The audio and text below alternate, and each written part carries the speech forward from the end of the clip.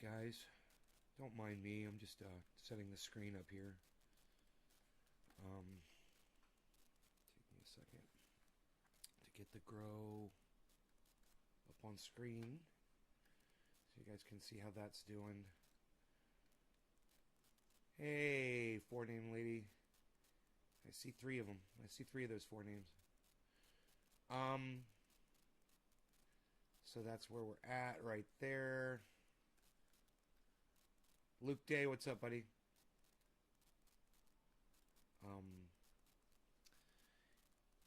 Yeah, everything's looking good. The back 3, 4, 5, and 6, they look amazing. I went in there last night just to turn the lights on. And I didn't throw any water down. There was a zucchini plant. I'm so upset. There was a zucchini plant that was next to one of my cannabis trees. And I went in to get it out and I broke it. I was like, oh, motherfucker. But I went ahead and I took the broken piece and I buried it. I'm hoping it's in a wet, soily area that it'll sprout roots and start going. So we'll see. I don't know. So I didn't feel too good about that. But I should have just left it, or I could have dug down deeper. I just didn't realize how deep that seed was in the soil, man. It was way down. And that's the thing I'm not realizing is we tilled that soil. So just because you have a sprout coming up doesn't mean it's right near the surface. If you till the soil and you flip it, then you can have seeds that are 2 feet down, man, and they'll come up through that dirt and it sprouts and you think you've got a little seed, and no. You don't know how deep that seed came from when you do that. Let me say good morning to all of you. Ty is here. We have got Debbie, Luke, Hippie Chick. Hey, Hippie Chick. Ty, J-Bone, Yo-Yo. What's up, guys? Good morning, good morning. For those of you who want to see the waterfall, I think I can do that too. We got that happening out there. I was waiting for you to smoke this morning. Oh, really? Well, okay. Well, then let's do it because somebody's already dropped a digit. So it looks like I'm smoking. And that person was Luke. Luke. Thank you, Luke. Oh, let me turn my phone off. I was watching Jimmy Dore last night. They were live. You guys missed a fucking amazing show, by the way. None of you guys will go. I don't know why you guys won't go in there. But, there was 12,000 people in there. There was 12,000 people in there. I was one of them. It was an amazing show, and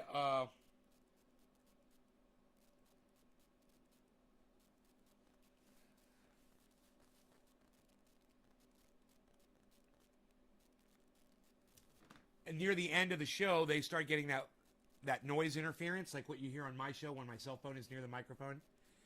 And Steph was just being so obstinate.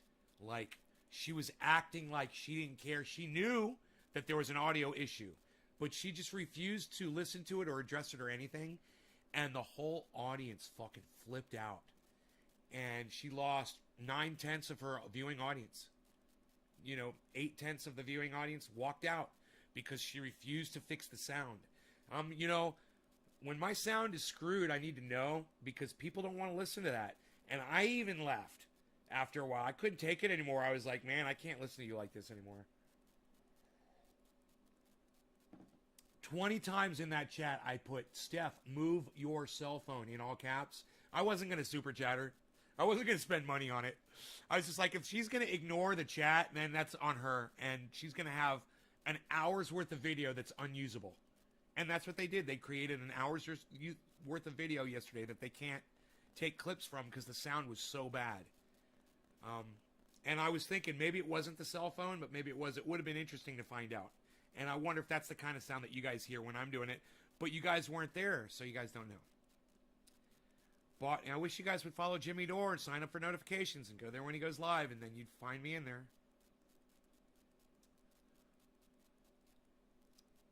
Finally bought into crypto. Yeah, man, it's a good time to buy in while the market's still low. Cardano's already taken off. Cardano's at $1.35, guys. Cardano was like 99 cents, and now it's at $1.35. You know, and I bought fucking Matic. I should have bought the fucking Cardano. You know?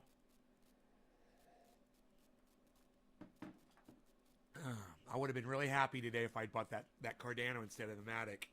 I was looking at both of them, and I was like, well, Matic always does me good, so I'll just stick with Matic. Wake up this morning, Cardano's exploding. Okay, so, what else is going on? So that was the garden news. That was the news that was going on with Jimmy Dore.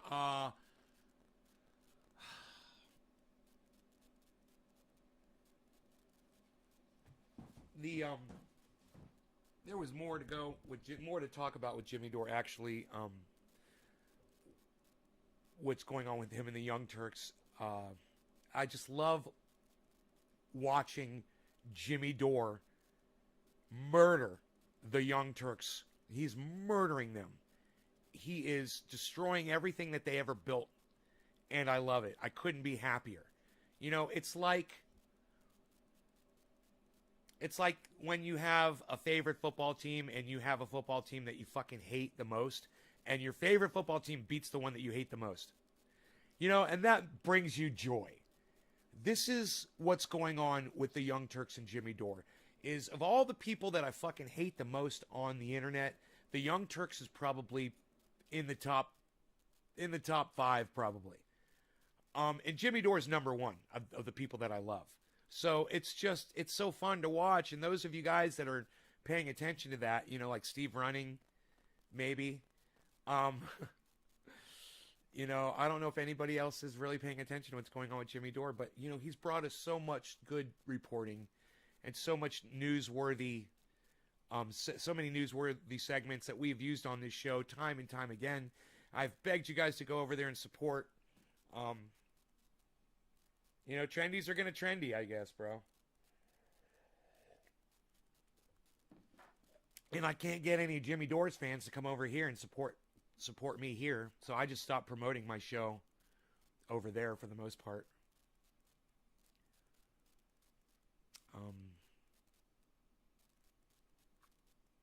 Which is too bad. And when I see people on Twitter that are making sense, you know, I reach out to them. I'm like, I'm doing a show. You should come check out my show. And those people come in. They usually pop in, and they usually don't sign up for notifications, so they don't make it to another show. There are different animals out there on the internet, man. You know, we got the ones that are hardcore trendies. They sign up for notifications. They don't really participate in the conversation so much, but they're here to smoke. And then we've got the occasional person that pops in that impresses me with their ability to communicate and carry on a conversation with me. And then, you know, you see him one time, you know. It's like my father told me a long time ago. We used to have this guy's name was Bill. He used to come. He worked for my dad at his business, and he would come do work at the house and stuff. And the guy worked.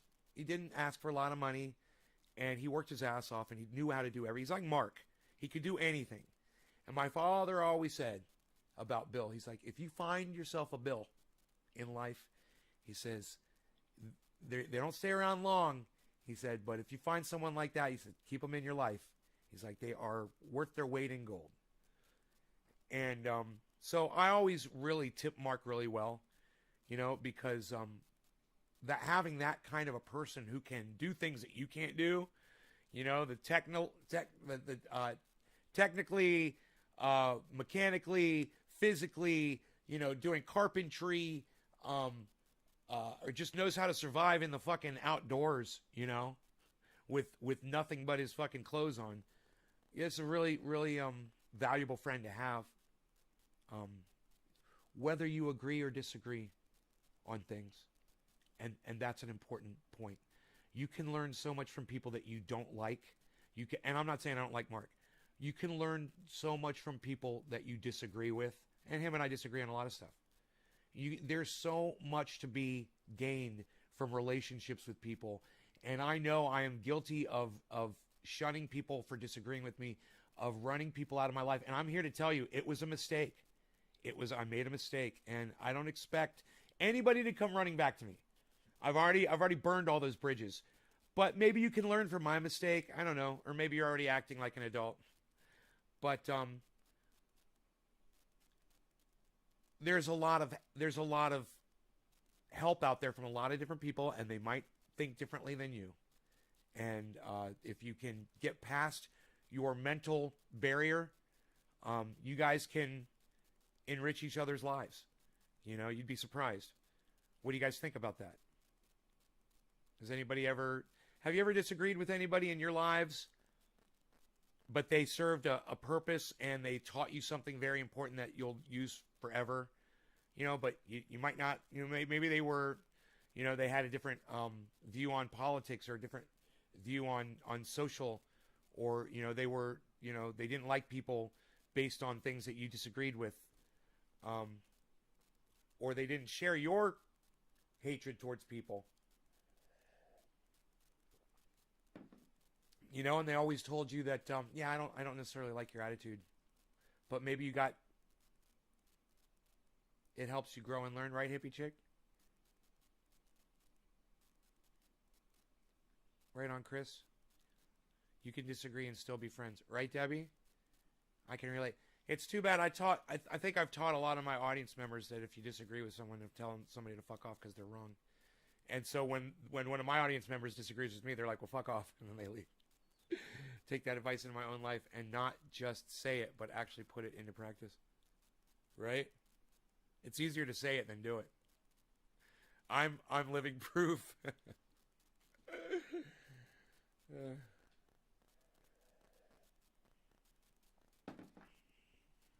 Bees. Wants to get up on the couch.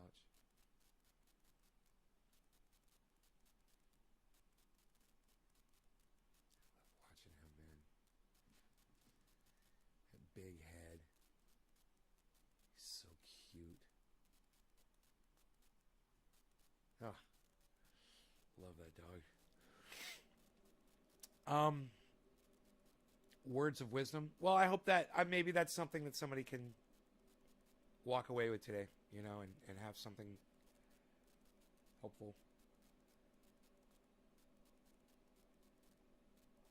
I'm drinking my coffee. I've shifted my fast 2 hours. So I stopped eating yesterday at 6.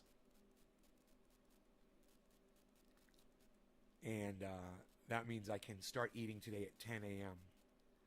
So 3 hours now I can eat again, which is great.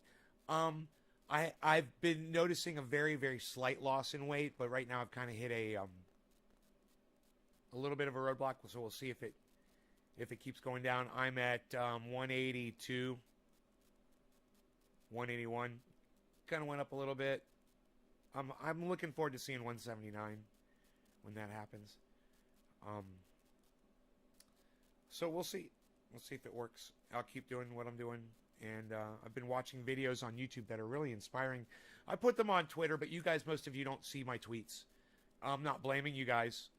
But I've been putting up some videos of some workouts and some fasting stuff, and, you know, whatever. If you follow me on Twitter, you know, you go through my Twitter feed, you'll be able to find that stuff.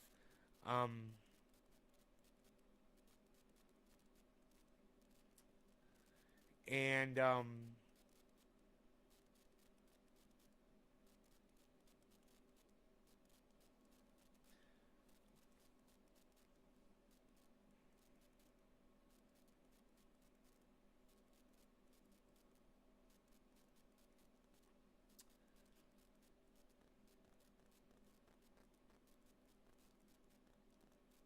it's so nice outside.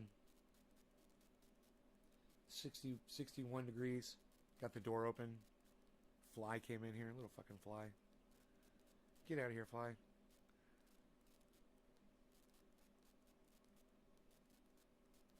These days. I'm looking fabulous. Thank you.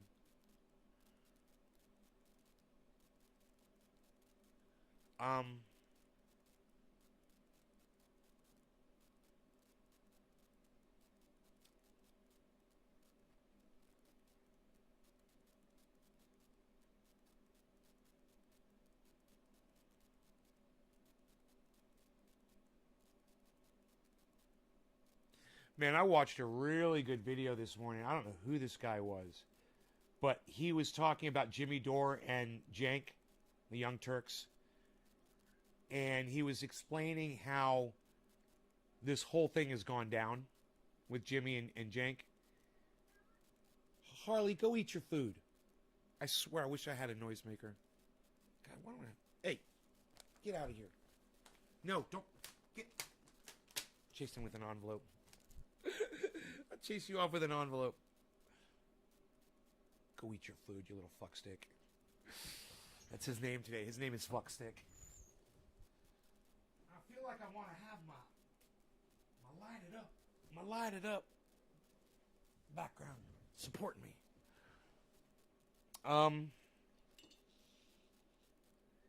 But anyway, this guy, it was on my Twitter feed. I don't know if I shared it. I think Jimmy may have retweeted it, so maybe I'll be able to find it. But I don't know who this guy is. But man, he went so in depth into, he's like a 15-minute video about what happened between Jank and Jimmy. And he really gets into it, man. And for those of you who don't know what's going on, months ago, Jimmy Dore started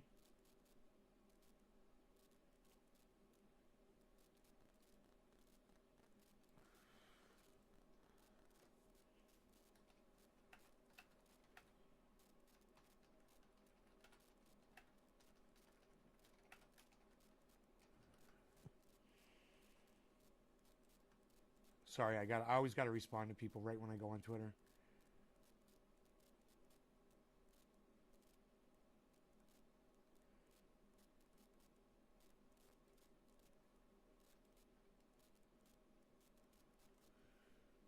So, Secular Talk Kyle tweeted out, so the McAfee thing is fucking weird.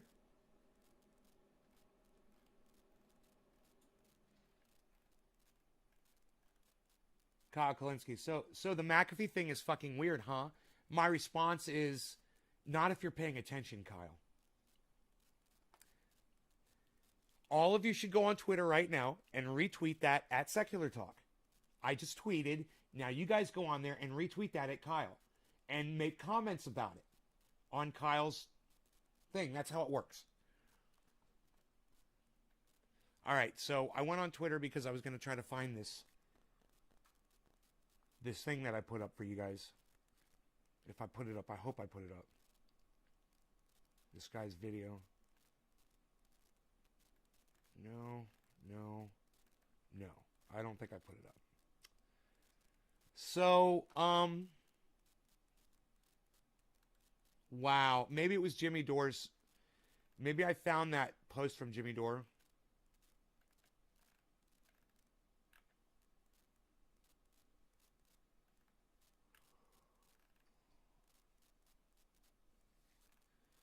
Wait, I think I'm going to find it. I think it's going to be in my feed here. Yeah, because I saw this tweet last night or this morning.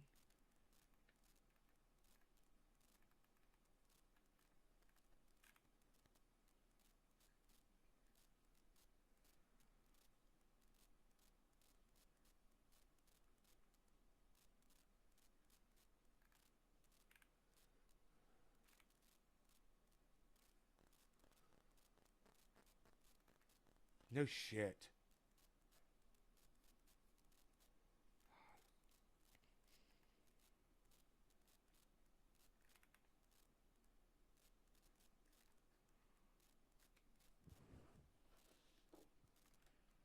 Oh, fuck. So much to do on Twitter, man. I'm sorry. I've got to do this.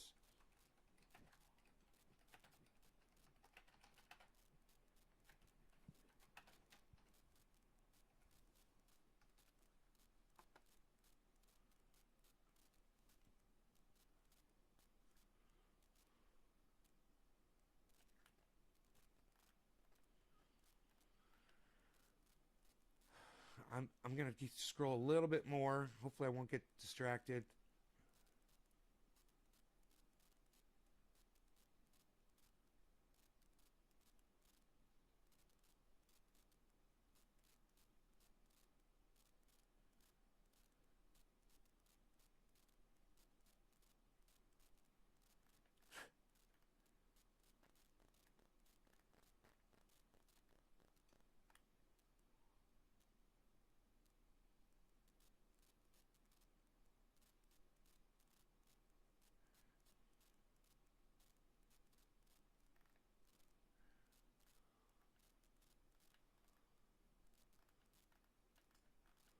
right, so I guess I'll just go to Jimmy Dore's page. I think Jimmy retweeted it. God, I hope he did. This guy just fucking nails it. And I was so impressed, and I was like, who is this guy? Oh.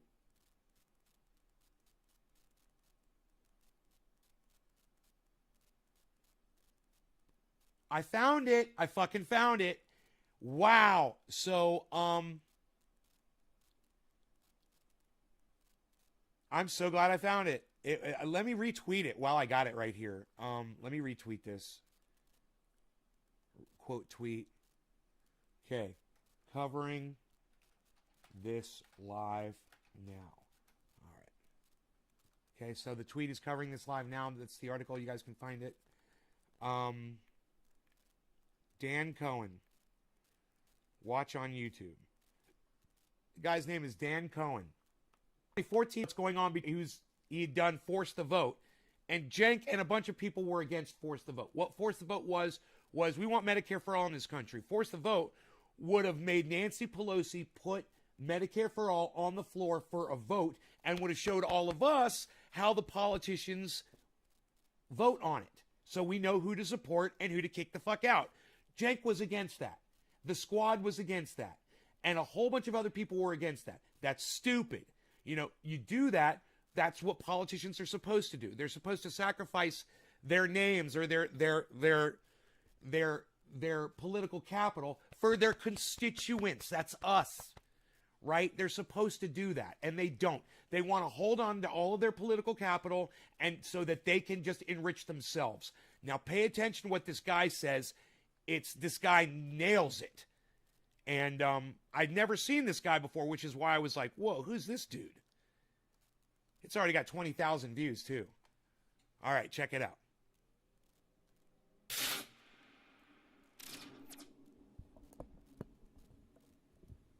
Self-styled leaders of progressive media as imperialist hacks joined at the hip with the Democratic Party and NATO. It all started when Dore, self-described jagoff pothead comedian, called for progressive members of Congress to withhold their vote. Exactly like what I just told you. I hope you guys listen to me when I talk to you. And then you'll realize that I do make sense. It's not just some old man on a mountain fucking screaming at you. I really do know what I'm talking about. To the fire. But Dore's push apparently threatened the most prominent progressive in Congress, Alexandria Ocasio-Cortez. After she rejected his tactic in a series of tweets, deferring to the House Speaker, she's referred to lovingly as Mama Bear. A group of his tactic that he learned from her. Okay? Alexandria Ocasio-Cortez was the one who said, when I get in office, we're going to force the vote. I'm only going to be a one-term person. I'm only going to be a one-term politician because I'm going to push everything through and I'm going to get it all done. And she was a liar. She was a liar, to try not to curse. You guys know what I want to say. She was a prominent podcasters sprang to her defense and then launched a wave of personalized, vicious, and ultimately revealing attacks on Dore. Okay, are you guys paying attention? Could you guys hear this okay? Do you hear what the man just said? He said that Jimmy he was encouraging this force the vote, and then he got a bunch of pushback from a bunch of people on YouTube. People like Cenk and the Young Turks, and you're going to see other YouTubers like Sam Cedar and other people as well. Watch. In my home, your name is spoken with respect and honor, most honorable nay. Thank you, Sean. So is your name spoken here, Trendy Orca. Rather than debate the merits of his proposal, figures like Nomiki Konst, Anna Kasparian, Ben Dixon, and Nomiki Konst, and I want you to pay attention to a couple things here. Listen to what Nomiki does, what her hand in all of this is, and listen to her last name.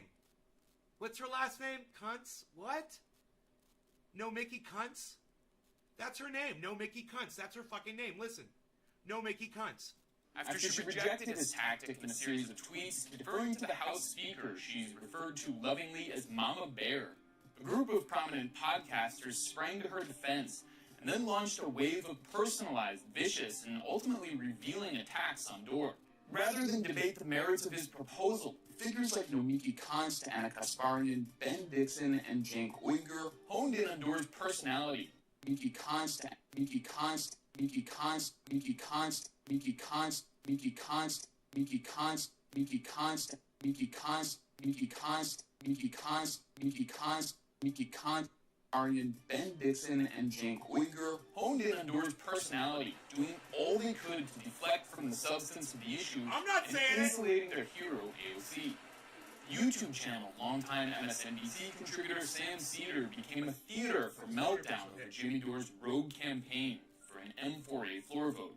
The past week alone, Cedar has done 2 lengthy segments devoted to smearing Jimmy Dore. During one 23-minute segment, podcaster and failed New York public advocate candidate Nomiki Konst launched a McCarthyite attack on Dore, accusing him of taking what she called Assad money. Not bad. This is a clickbait game. This is about fame. There are hosts on air who want to... Now, I know this obnoxious fucking music in the background makes it really hard to pay attention to what is being said. And I hate these fucking podcasters who think that playing music over them talking is a good idea. So you're a fucking idiot, bro. But that being said, try to listen to what Nikki Konst is saying behind the music, okay? Listen to what is being said here. It's very important. Listen, okay? I want you to pay attention. She called Assad money. This is a clickbait game. This is about fame. There are hosts on air who want to make change. I think all of us are really concerned about educating our audience and bringing on informed people to help us understand everything, the issues and how to move through and push for these changes. And then there are hosts who want to be multimillionaires and famous. And, let's just make those lines very clear. Yeah. So for the... Look, I don't know who the fuck this dumb bitch shit thinks she is, but everybody wants to be famous and be a millionaire. So don't fucking try to just put that on the people that you disagree with, you dumb cunts. Multimillionaires and famous. And, let's just make those lines very clear. He's not the pure guy that he wants to pretend is the guy who took Assad money. This was not just a neocon-style distraction, but a total lie. What Konst called Assad money had no action, but a total lie. Action, but a total lie. Action, but a total lie. Action, but a total lie. So, Nikki Konst is a total liar. And that's what you guys have to know. Number 1. Let's keep going. What Konst called Assad money had no relation to Assad. She was referring to a $2,500 donation from a U.S.-based anti-war nonprofit called the Association for Investment in Popular Action Committees. Does relief work in Cuba, Palestine, and Syria, targets of Washington's ruthless hybrid warfare. This nonprofit has all... Joe, shut the fuck up. Nobody cares. If you don't like what I'm covering, go somewhere else. You're a douchebag, bro. Also organized You're a douchebag when you want to be. Openly against the U.S. proxy war on... Here, wait till I'm done coughing, because I want to address what Joe just said.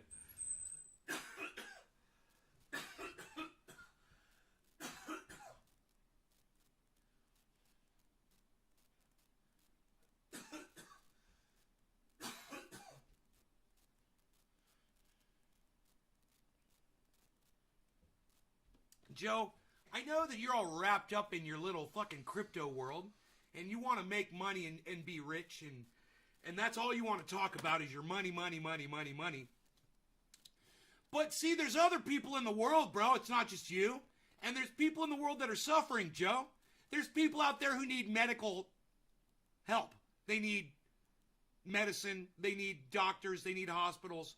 They need medical care. All right? Do you understand that much, Joe? You might be in great physical shape. Good for you. You're not the only human being on the planet, bro.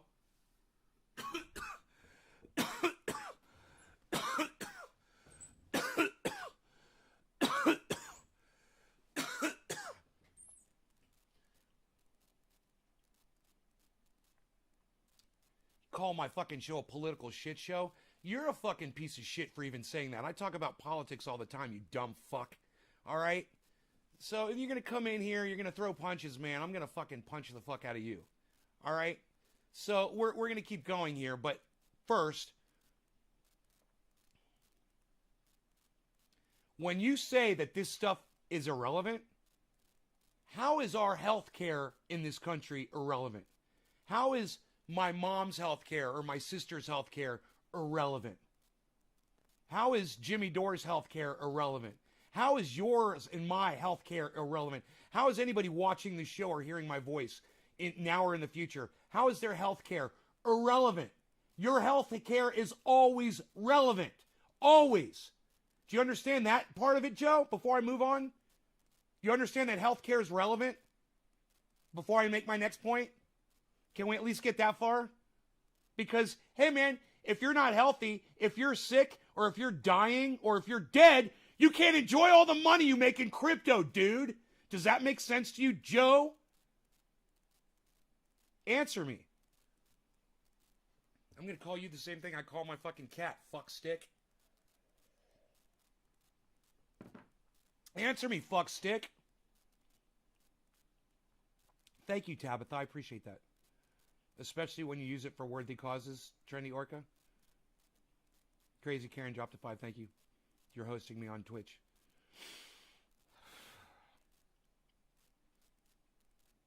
Joe, what's your response?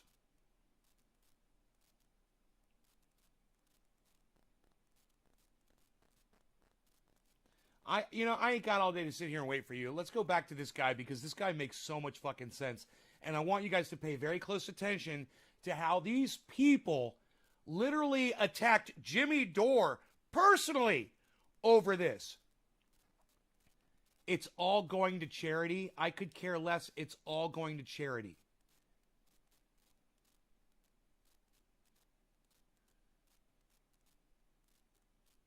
If you could, that doesn't even make sense. If it doesn't even make sense, Joe. You say you could care less, but then you say it's a complete contradiction in your statement. You say you could care less, but then you say you're sending it all to charity. What? But I thought you could care less, but you're sending it to charity. Oh, why would you send it to charity if you could care less, right? Those two statements do not make sense together. Those two statements don't make sense at all together. I could care less. It's all going to charity. What? That doesn't even make sense, Joe. You don't make sense. And I hope that when people watch the interaction between you and I on here, they look at you and they're like, dude, that dude doesn't even fucking make sense, man. I mean, how do you have a conversation with someone who doesn't make sense?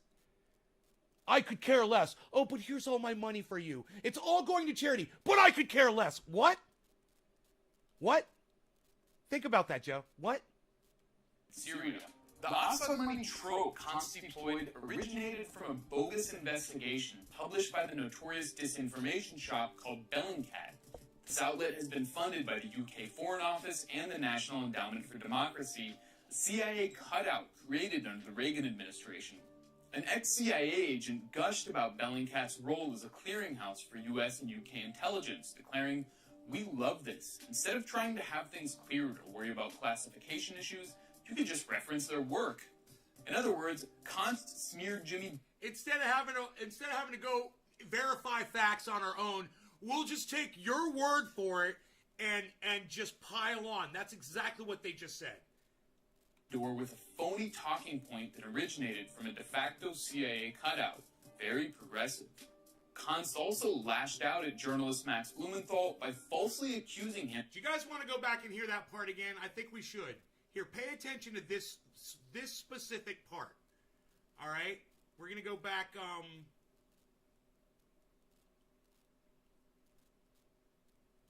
almost a minute. Check this out and pay very close attention to what he's saying is going on here. Does relief work in Cuba, Palestine, and Syria targets Washington's ruthless hybrid warfare. This nonprofit has also organized openly against the U.S. proxy war on Syria.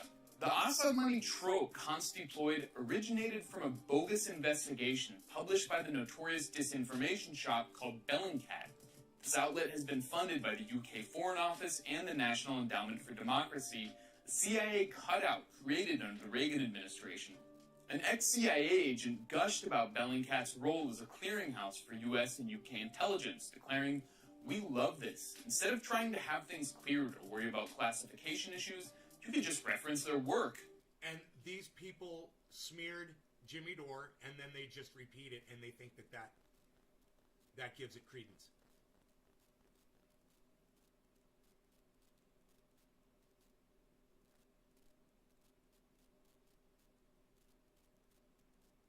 Healthcare is important. So let me make my next point. Thank you, Joe. I was waiting for you to respond. You said this is great content. I agree with him. I don't know what just happened. It's like, Joe, did your wife just beat you over the head with a baseball bat, push you to the side, and now she's typing for you? She's like, this is great content. I agree with him. Shut up, Joe.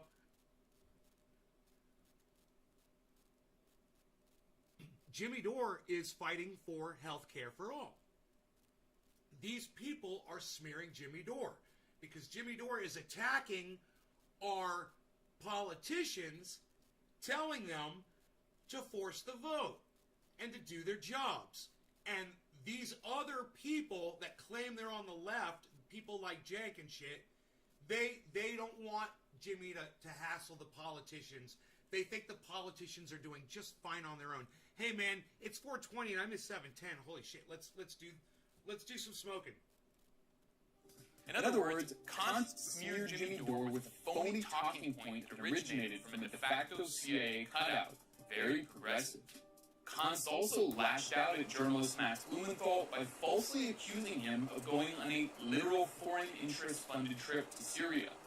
So who is Nomiki Konst, and why does she sound like an intern for the Project for a New American Century?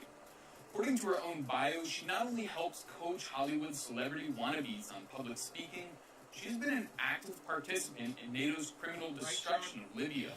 That's right, self-described leftist Nomiki Konst spent time training the Islamist opposition in Libya after the NATO intervention that deposed Mohammed in the National Democratic Institute, one of the subsidiaries of the very same CIA cutout, the National Militaristic former Secretary of State, who famously stated that she was perfectly fine with being responsible for killing 500,000 Iraqi children. We have heard that 500,000 children have died. I mean, that's more children than died in Hiroshima. And you know, is the price worth it? I think this is a very hard choice, but we think the price is worth it. When I called out Konst's U.S. government-sponsored regime change vacation on Twitter, she doubled down on her slander, demanding to know if I had also lined my pockets with Bashar bucks. Full disclosure, I have never received money from Bashar al-Assad, the Syrian government, or any of its functionaries. And I don't know how getting Syrian government money would even be possible. How do I get Syrian money? I agree with this guy too. So Nikki, how do I get the money? Where do I sign up? And the U.S. sanctions that make How do I get the Syrian money? Tell me how to get the Syrian money. such an act a criminal offense. But I did receive the same award that Jimmy Dore and many other anti-war journalists have received from the non-profit group she referenced, and which, once again, is not part of the Syrian government in any way. And guess what? I'm proud to have earned an award approved by the family of Serena Shin. These guys are getting awards for their reporting. And because of that, Nikki and Anna and Jank are jealous because they're not journalists. And, you know, with $20 million given to them to do whatever they want, you'd think they just do their thing and leave Jimmy alone. Jimmy said nothing about them when he was doing Force the Vote. They all attacked him. It was psychotic. You look like you're lagging. Yeah, my CPU looks like it's might be doing some shit here. Here, I could turn off the cam. Hold on. The brave American journalist who lost her life exposing the dirty war in Syria. Beyond her part in bringing slavery back to the African continent, Nomiki Konst was trained as a millennial thought leader by the Truman National Security Project, a Democratic Party-aligned pro-war think tank that helped groom noted revolutionary leaders like Pete Buttigieg and Michelle Flournoy. The Truman National Security Project was formed to create a new generation of hawkish Democrats rethinking security questions in a post-9/11 world. Nomiki seemed to fit perfectly with the brand. Here's millennial thought leader Nomiki Konst discussing her time in Libya in a 2013. Joe, not everybody can afford health care. Is your head that far up your ass? That's why your head is bald. Because you keep shoving it up your ass all the time and you've rubbed your hair off of your head. Stop shoving your head up your ass, Joe. You're not the only human on the planet, Joe. What the fuck is wrong with you, Joe? Think, Joe. What is wrong with you? You don't even make sense. I really don't need insurance, says Joe, everybody. Joe doesn't need insurance, everybody. Joe doesn't need Medicare for all, everybody. I want everybody to know Joe Hinckley doesn't need Medicare for all. And neither does Cenk, and neither does Anna, and neither does Nikki Kontz. None of them. No, and neither does John Iadarola, neither does Emma Vigeland, or neither do these other people that he's about to mention as well. No. Interview. When it comes to NATO, all I witnessed was Libya being incredibly grateful to NATO. Crispy Chris says, healthcare in America sucks. My wife and I can't even get major surgery. We need paying for health insurance, dental deductibles takes any other money. So we suffer like others. Oh, no, Chris, it's okay. Joe doesn't give a fuck. Joe doesn't care about you, Chris. Fucking Joe doesn't care about you because Joe can afford to pay for Joe. Right? You see this, Joe? There's people in the world besides you. You dumbass. Man, I'd like to have Medicare for all personally myself, too. I'm sick of having to worry about what plan I'm going to be on and what my goddamn co-payment is and how much the deductible is and if my monthly payments are timely and all of that bullshit. You're an idiot, Joe. Because it was so targeted. You know, you go by these buildings where NATO struck the building and it exploded. It was amazing. Even in 2015, long after the liberal hawks who pushed Obama to strike Libya had been wholly Were you guys getting an echo on the sound? I'm sorry if there was. Let me know if there was an echo on the sound. discredited, and the country was in perpetual chaos, Kant stood by her support for the attack, tweeting that the neocon senator Marco Rubio was right about Libya. At the same time, she was regularly appearing on Fox News to shill for Obama's wars in Syria and Iraq. Okay, listen.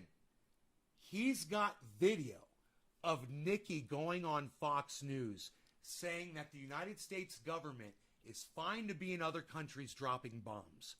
Nikki, right? The one who's accusing Jimmy Dore of being some kind of a pro-war monster, which he's not. All right, I'm sorry. Nobody said there was an echo, but now I know. No, Miki, did you hear anything new from the president today? You know, what the president did today was he explained what he's accomplished, what the administration has done with the rest of the world, with the coalition of Arab states, the world coalition, in attacking ISIS at its core in Iraq and in Syria. He's talking about cutting off the head of ISIS. You know, the time Are they contained? They're more contained than they've ever been. They're not spreading as of last week. When you look at military, when you look at the troops on the ground there, they're being attacked militarily. It is America's amping up of intelligence. It's America's amping up of national security and internet security. Sure. Like Nomiki Kant's Young Turks personality, Anna Kasparian took it upon herself to defend AOC against the powerful Beltway lobby of pothead comedian Jimmy Dore and his supporters. She accused him of never acting in good faith and tweeted that his... And what's funny is both Jimmy and this guy are using the term pothead negatively. Jimmy does it in a self-depreciating way. He calls himself a pothead to put himself down. This guy's parroting that in the exact same way that Jimmy is. He's using it in the exact same way. I don't like the term. And I don't think either of them should be using the term. But at the same time, do you hear the negativity in it now? Do you hear it? The pothead comedian in his garage, the loser, shouldn't be able to accomplish anything. The pothead. Do you guys hear it?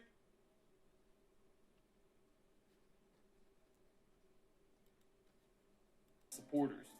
She accused him of never acting in good faith and tweeted that his call to pressure Pelosi's personality, Anna Kasparian, took it upon herself to defend AOC against the powerful Beltway lobby of pothead comedian Jimmy Dore and his supporters. She accused him of never acting in good faith and tweeted that his call to pressure Pelosi... You need to understand the context of the word pothead with this, and then you understand the use won't piss you off, because Jimmy Dore calls himself this on every show. He says, I'm just a pothead comedian broadcasting out of my garage on a webcam. He says that every show. So, he says that every show to put himself down.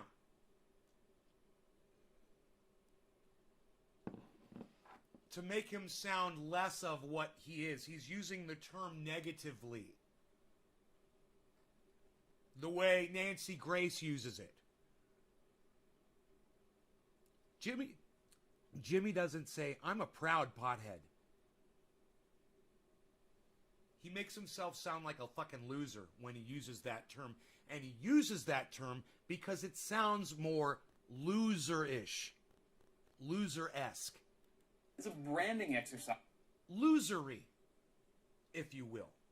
I've just created 3 new words.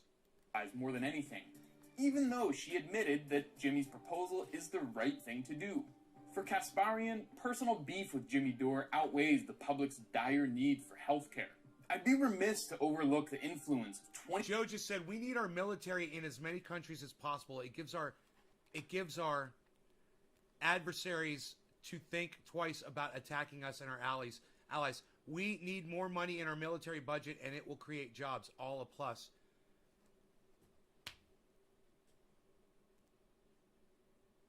I disagree with you, Joe. I completely 100% disagree with you.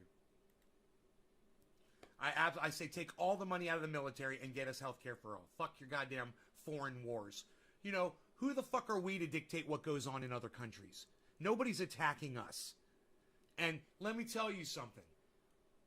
Why don't we have a military presence that's threatening and doing maneuvers and whatnot in the country that actually attacked us? Saudi Arabia. Isn't that kind of weird? No, we're giving them weapons so they can attack Syria. Funny, huh? Huh, it's funny. I don't know. I think that's kind of funny. You think it's funny, Joe? I don't know. But I totally disagree with you on that. I want you to know, if there was a higher percentage than 100%, that's how much I disagree with you on what you just said about we need more money for our military and we need more of a military presence around the world. Wow.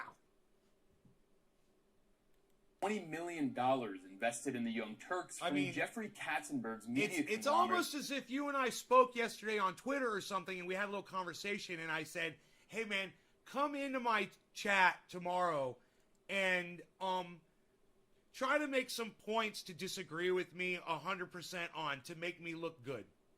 And, then I'm paying you money or something for that. So, thanks, Joe. I guess. It has its fingers in the private. I'm getting that without even having to send you that message. Wasn't even my idea. I absolutely love Jimmy Dore. I watch him religiously like my dear friend Nate. Tabitha Hawks. Tabitha, where were you during his live yesterday? When I was in there saying, turn your cell phone off, Steph. Where were you during their live yesterday? That was a fucking amazing show. We are not the world's police force. As the son of multi-tour combat veteran, we don't have the right to tell every other nation what to do, then hold them at gunpoint for selfish goals, says Sean. My father agrees. Biden did increase the defense budget almost $1 billion, right? Biden's just a fucking piece of fucking shit. Private healthcare industry. 2019, Katzenberg developed a smartphone app to help healthcare giants with mobile marketing. Like Nomiki Kant, Anna Kasparian brands herself as a progressive and even a socialist while participating directly in NATO propaganda operations. Last year, Kasparian beamed with pride as she interviewed Madeleine Albright. All of you guys that are sharing this video, thank you so much. NATO summit funded by Western governments, multinational corporations, I want to and say the your arms names. industry. Say your At the names. same gathering of that international you... militarists, Oh, I've already she said all argued your to names. a U.S. general Karen, that Trump Tabitha. is not hard enough on Russia and Sean. suggested that he's controlled by Putin. Steve Running, There's Tabitha. There are too many coincidences when it comes to Donald Trump and Russia. And look, I'm not some Russia fearmonger, but Donald Trump and Russia. Coincidence. I think there are too many coincidence. I think there are too many coincidence. I think there are too many I think there are too many I think there are too many I think there are too many I think there are too many I think there are too many I think there are too many I think there are too many Yeah, I think there's too many cunts too. Mainly Nikki Kuntz and Anna Cross-Eyed fucking Kasparian, whatever the fuck your name is, you fucking dumb bitch. coincidences when it comes to Donald Trump and Russia. And look, I'm not some Russia fearmonger, but he questions the legitimacy of NATO. He questions whether or not it was really that big of a deal for Russia to annex Crimea. He was very reluctant to implement those sanctions. He is very complimentary to Vladimir Putin. I mean, it's just his actions really do speak volumes. Kasparian also denigrated leftists who dared to question the avalanche of anti-China propaganda, demanding that they be honest and just accept State Department talking points lock, stock, and barrel. But I also have an issue with some people on the left who aren't honest about the actual abuses that take place in China, right? And the abuses that take place in Hong Kong now, Taiwan. I think the Uyghur Muslims and how they're being sent to these camps. No surprise, Kasparian had little interest in reporting on the persecution of Julian Assange. When his extradition trial kicked off, her viewers had to pressure her to even cover it at all. Kimber Maddox says, free Assange, he's being tortured. You have more subscribers than any other progressive media outlet. Please cover his court hearings. I promise you we'll look into that. The most consequential trial of the century isn't even on the radar of the corporate NATO propagandist Anna Kasparian. Perhaps the most unhinged Jimmy hater is Ben Dixon, the podcaster who speculated that Dore was actually an FBI operation to destroy the squad and prevent Medicare for all. Fuck Jimmy Dore. This stuff is sociopathy. What he is doing is cashing in on your anger, but he's cashing in with a strategy that's going to leave you without Medicare for all. He is literally, at this point, COINTELPRO for me. He is a Fed at this point. This is the same Ben Dixon who spent years smearing Julian Assange and providing left-wing cover as the actual Fed. We need to incentive people to save money. We can afford a $200 cell phone bill, a $1,000 car payment. Dude, no, we can't afford a $1,000 car payment and a $200 cell phone bill. You don't understand. People can't afford that shit. Not to mention having a new phone on every release. No, people don't get a new phone on every release, bro. I don't. I still have the fucking S9, bro. I still use the fucking S9. People don't do that. You're lying to yourself, man. People who can't afford health insurance should carefully reconsider in auditing their lifestyle. Hey, Joe, there's people out there who can't work. Do you understand that? What are they supposed to do? What's someone supposed to do that can't work, Joe? What's someone supposed to do that's needs care all day in their home and they can't work? Where are they supposed to get this help from? How are they supposed to audit their lifestyle, Joe? What are they supposed to do?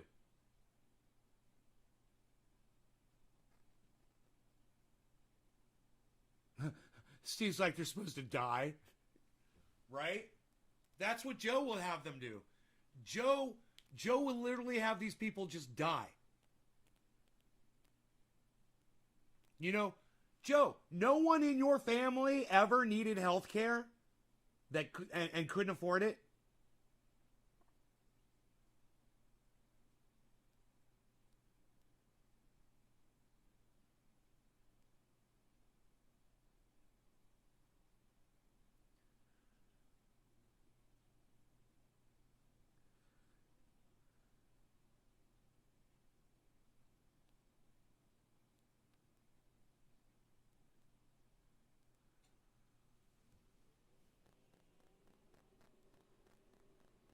You have a $70 Android, and that's a lot for me, says Tabitha. Joe is just... He's in his own little bubble over there, man. Joe, you need to get out more, man. The way you have depicted yourself on here today as someone who is just completely out of touch with reality, man. And then it completely demonstrates to me why that your mentality exists. You know, mostly politicians that are supposed to be taking care of us won't pass Medicare for all. And why they think that? Because they don't think about the people that need that kind of help, like you won't. You're pissed at Joe? Oh, don't get Trendy Orca pissed at you, Joe. You don't want to be put on his menu. Joe, don't get put on Trendy Orca's menu, bro. Don't do it. You don't want to go there. You don't want to go there. Fed sought to lock the WikiLeaks co-founder up and throw away the key as punishment for revealing hideous U.S. war crimes. Come on, fire. Dixon had high praise for the feds and their meddling in Hong Kong, specifically CIA. Even if the CIA is funding the protesters in Hong Kong, China is no more the socialist revolutionary vanguard that America is. So you might find ourselves in situations where the CIA, who does nothing but evil things around the world, yes, find themselves, for whatever reason, whatever their justification, find themselves on the right side of the argument. I'm not going to have a knee-jerk reaction and say just because the CIA, it's just like saying just because the America is involved in something, it's inherently evil. No. Dixon was so incensed by the prospect of a floor vote on public health care that he demanded Jimmy Dore meet him on the playground at recess. But Jimmy Dore, you know where to find me, dude. You know where to find me. Cenk Uygur also trashed Jimmy Dore, his former colleague at the Young Turks. Maybe it was inevitable that Cenk would lash out at Jimmy. For the past 4 years, Cenk has shamelessly promoted... That guy physically threatened Jimmy Dore?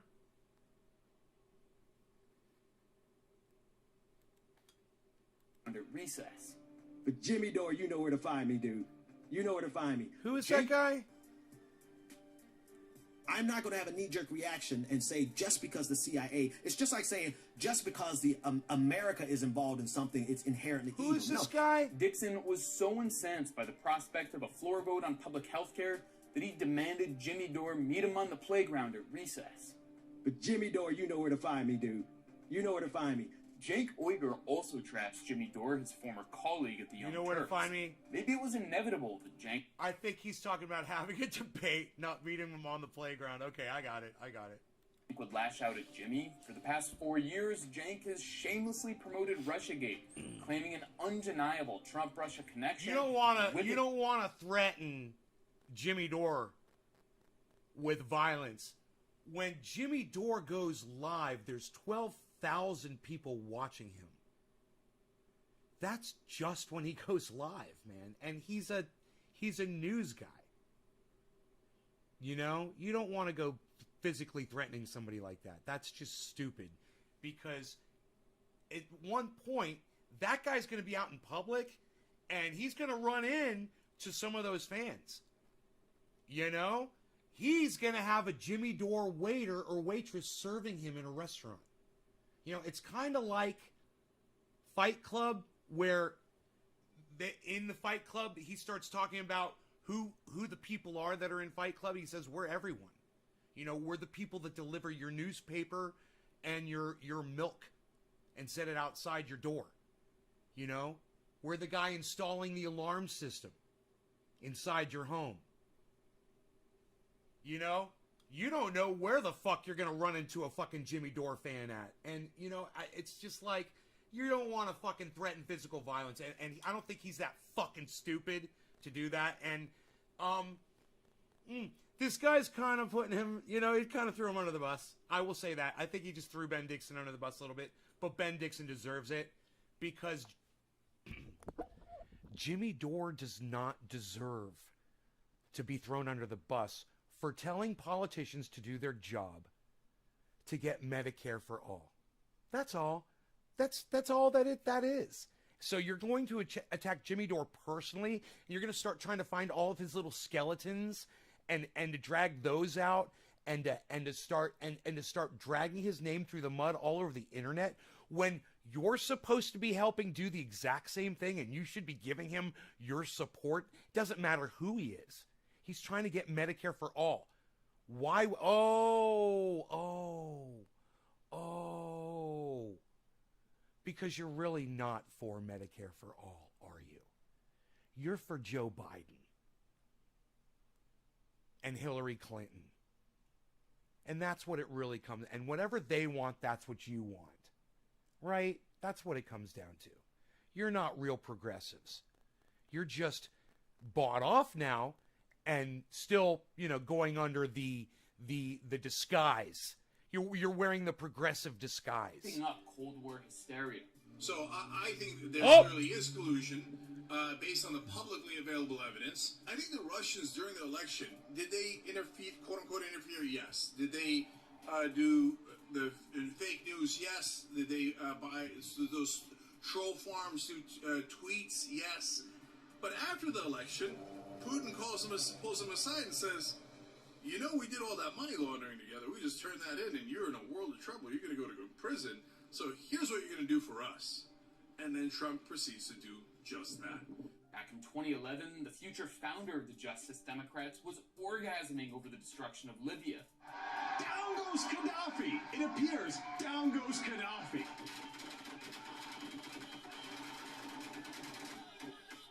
Down goes Gaddafi. It appears down goes Gaddafi. And Wanira Tandon, who proposed stealing Libya's oil to balance the budget, was recently selected as Biden's Office of Management and Budget Director. Wigger tweeted that he's rooting for her. And then there's the time that he declared his support for our guys in the CIA.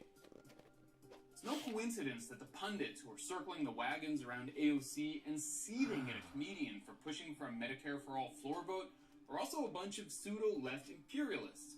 They've positioned themselves as guard dogs and gatekeepers of the Democratic Party, a pro-war, pro-Wall Street political cartel that fights the authentic anti-imperialist left harder than it takes on right-wing Republicans. If there's any positive to take away, now we know who's part of the struggle to improve the lives of working people in this country and end wars abroad, and who's standing in the way. There it is. Now we know who.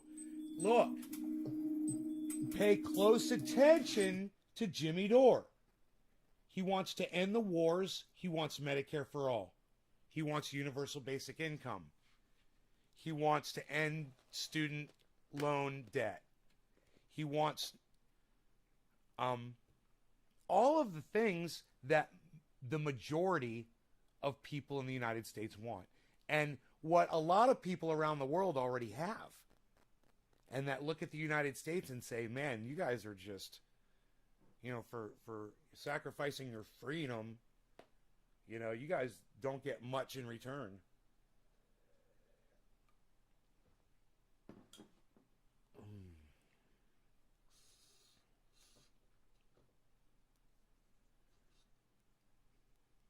I just think Joe didn't get coddled enough by his mommy, so now he's doing and saying whatever to get attention.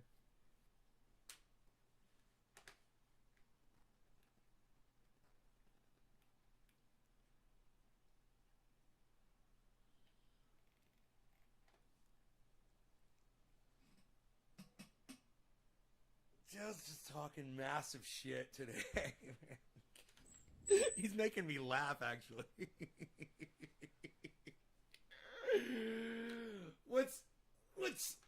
It's funny. Everything that Joe has said is funny, but it's sad because I'm pretty sure he means it all. And that gives you, right there, it gives you a good idea. I think I said this before, but I'll say it again, of the sentiment that drives people who are anti-progressive. It's not just Joe. He's in here representing an entire, you've got libertarians, you've got Republicans, you've got hardcore Democrats like the people that you just saw, that he just exposed on there, like Jank and Anna and all of them.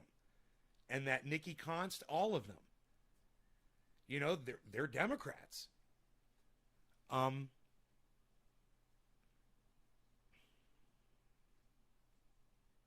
That sentiment is it's at a level of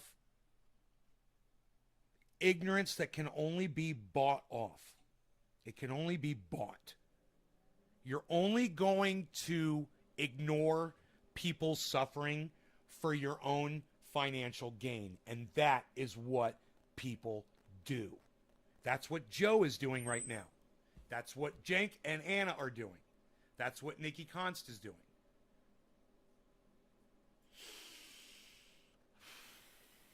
Cheers, guys.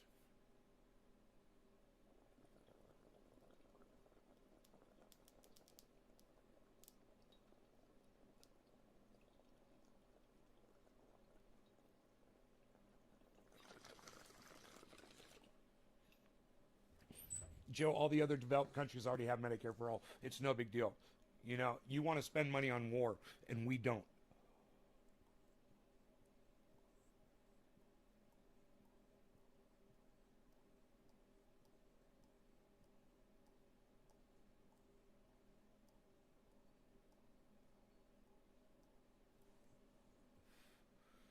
You know, all you do is you make me look good, bro. Every time you open up your mouth in here, my response is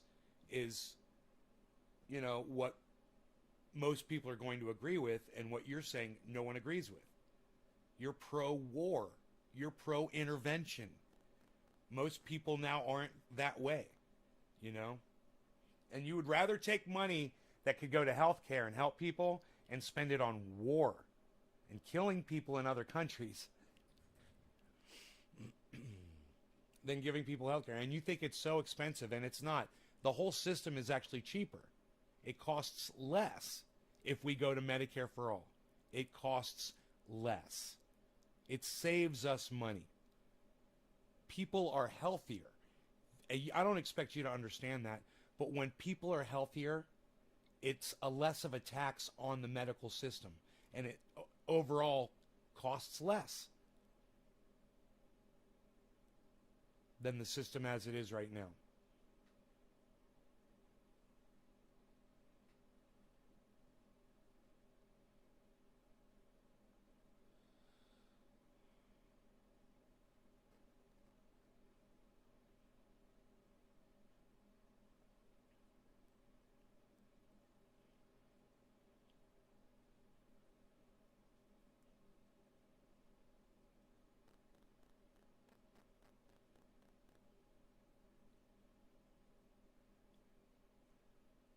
I hope so. I mean, I'm just repeating what Jimmy Dore says. I'm just a Jimmy Dore parrot. You know, if I'm agreeing with him, I'm gonna let everybody know.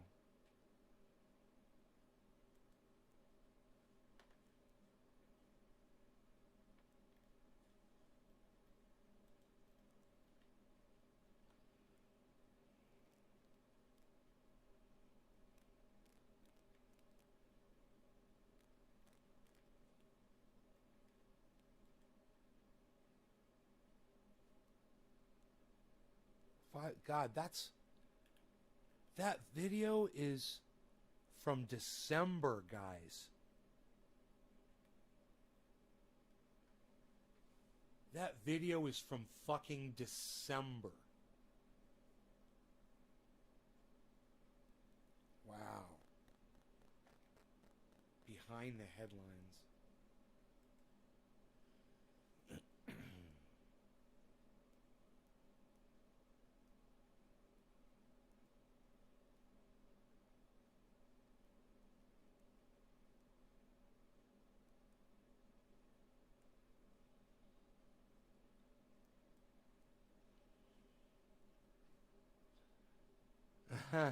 Chris.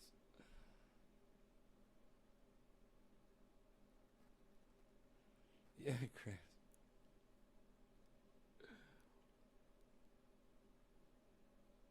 You're just greedy, Joe. We all know that about you. We remember I banned you from the live stream for being greedy, for displaying just a rabid amount of selfish greed and pride in your greed. That's nothing to be proud of, Joe. And what you're saying right here, man, What you're saying right here.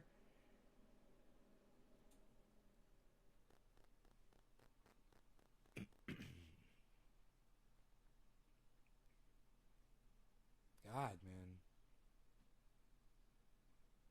I don't know. It makes me... I tell you what, Joe. I'm going to go ahead and block you from my live stream. Not because I disagree with you. I disagree with everything that you've said. But because you're just a mean, rude person. The things that you're saying on my live stream are blatantly antisocial. And I'm in here to be social. I'm in here to be happy and have fun. So I'm going to go ahead and block you. You're blocked. I'm not here to have this conversation with you, man. I'm not here to debate what's blatantly, obviously popular due to humanity and love of your fellow human being. It's just silly. So I gave you a silly block. You got blocked for being silly.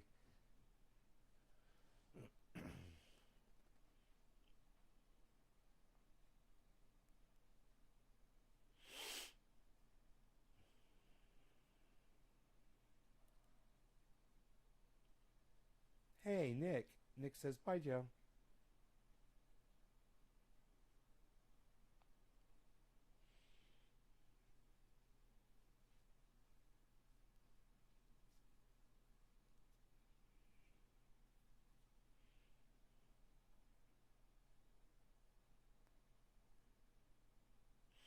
So I saw an old story from about 8 years ago where this guy that was a Nazi here in the United States, he had,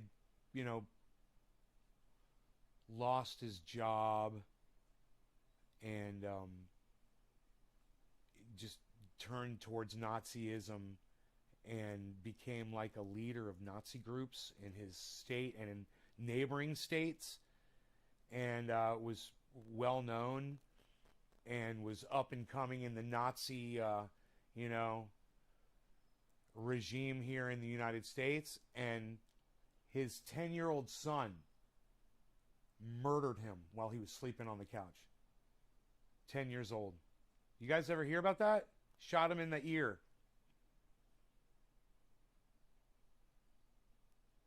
Said he had to use 4 fingers to cock the gun, and he had to use two fingers to pull the trigger.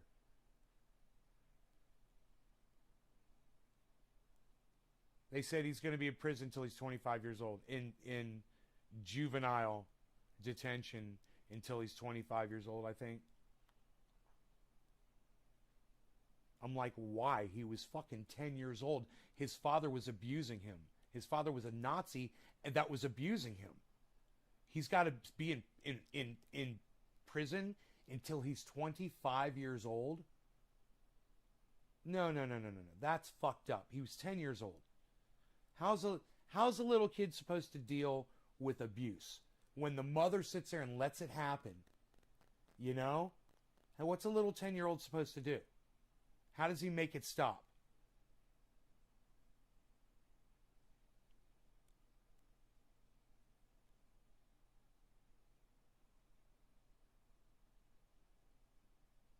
Hey, Treasure Coast Waters, what's up, Stukes? I'll try to remember that. TC Dub. Treasure Coast Waters. Abuse straight, self-defense. This kid's supposed to stay in juvenile detention until he's 25 years old?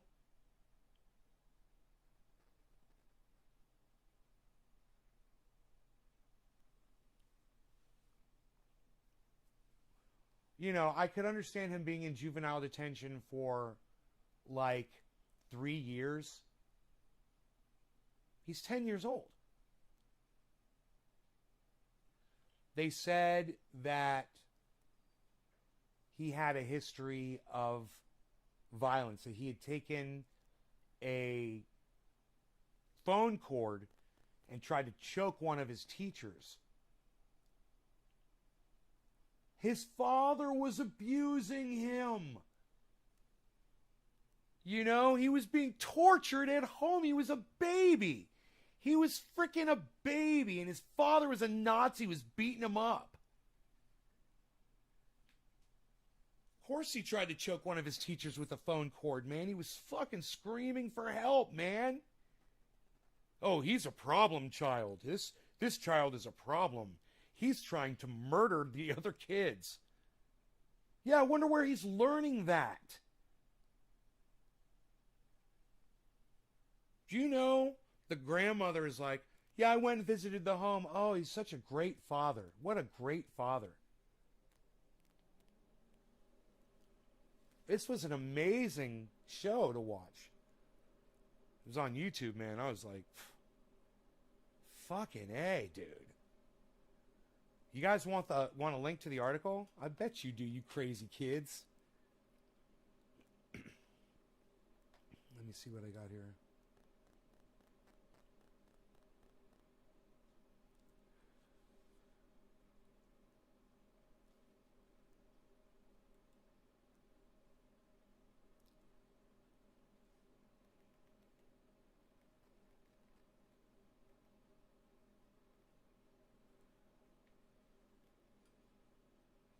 From CBS News. It's called The Murder of an American Nazi.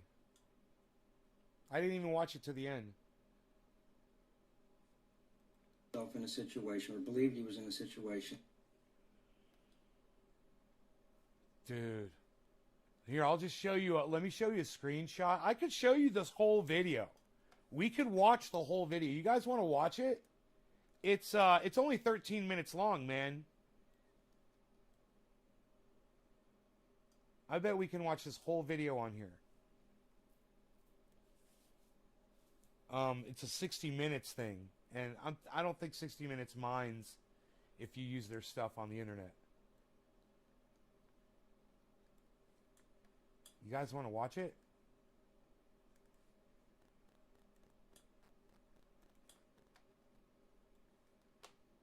All right, we'll watch it in fast motion. How's that?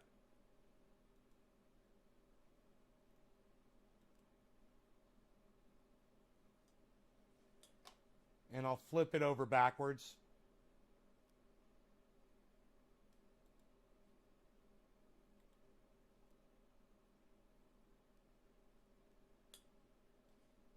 So now it says OA. OA. Open access. Brought to you by Nays Garden. OA. OA. Open access. Brought to you by Nays Garden. OA. Earlier this year, the leader of a neo-Nazi group was murdered in Riverside, California. His name was Jeff Hall. He was a burly man, 6'3", a devoted father of 5 young children, and a plumber who had been unemployed for 3 years. Jeff Hall was shot at near zero range in his own living room. What was astonishing was who shot him. Right, Doc? Right? He's 10 years old. The story will continue in a moment. 10 years old, man. We've been through a lot together, so He's a baby. This is 32-year-old Jeff Hall. These pictures were taken just hours before he was executed right in this room. The executioner, this child, his son, his 10-year-old son. But if you find this image disturbing, consider this one taken 2 weeks earlier. A neo-Nazi rally on the streets of Trenton, New Jersey. Jeff Hall was a rising star in the largest neo-Nazi group in the country, the National Socialist Movement, or NSM. We've got sunlight. The numbers nationwide are still small. Sunlight for smoke rings. Tops, but they're growing. This isn't dressing. This is Cheers. We're fighting for our children's future. According to Jeff Hall and the NSM, Thank you, that Tabitha. future would be an all-white, non-Semitic America. There's other groups I can join. There's tons of them. Jeff Hall joined only 3 years ago. But seen as personable and charismatic, he quickly became the leader of the NSM in California, Arizona, Utah, and Nevada. This footage was shot by Julie Plattner, a filmmaker and photographer who was able to gain the NSM's trust How you doing, Miss Julie? and enter their closed world of private meetings. Julie has me, Mike. Remember, guys, to save time, you can always watch my shows in fast motion on YouTube.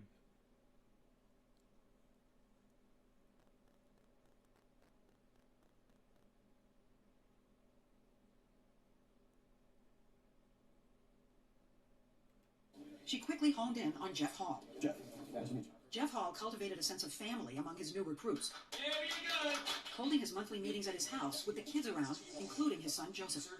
These gatherings were a strange mix of Nazi propaganda And that's how we apply what we learned from my comp. and party games. I got all the right answers, guys. The birthday celebration topped off by... Jeff's mother, Joanne Patterson, went to some of her son's meetings, despite abhorring her son's politics. I wanted to make sure it was okay for my grandkids to be there. I had a great time. This is the crazy. This is the crazy. I had a great time. It was a regular barbecue. There's videos of it. They're all wearing fucking Nazi swastikas. They're doing the whole Nazi salute. They're doing all of that, and she's going in her mind, oh, it was a great place for children. It looked like any barbecue in any backyard in America. But they were Nazis. Wait, We're just sitting here talking about Nazis. I know, it's crazy. They're in your own family. I know, it's crazy, huh? Yeah, you're crazy. Yeah, a Nazi leader. You're fucking On Saturday, crazy. April 30th, her son Jeff I mean, held what would be his last... You're crazy. You raised a son who thinks it's great to be a Nazi. Living in America, that it's just great idea to be a Nazi. I mean, wow, man. Wants to purify the white race. Asked to get together. Nothing seemed out of the ordinary. Sunlight, to the smoke extent rings. This is ordinary. Smoke rings. 10-year-old Oh. Joseph was running in and out of the house. Tell me outside, man. All the kids were. Dad even took some of them to see his Nazi glow-in-the-dark T-shirt with its SS insignia. So little things on. This is the last recorded image of Jeff Hall alive. After people left that night, the family watched a movie, Yogi Bear, as Jeff slept on the couch. The others went upstairs. We'll go normal speed here.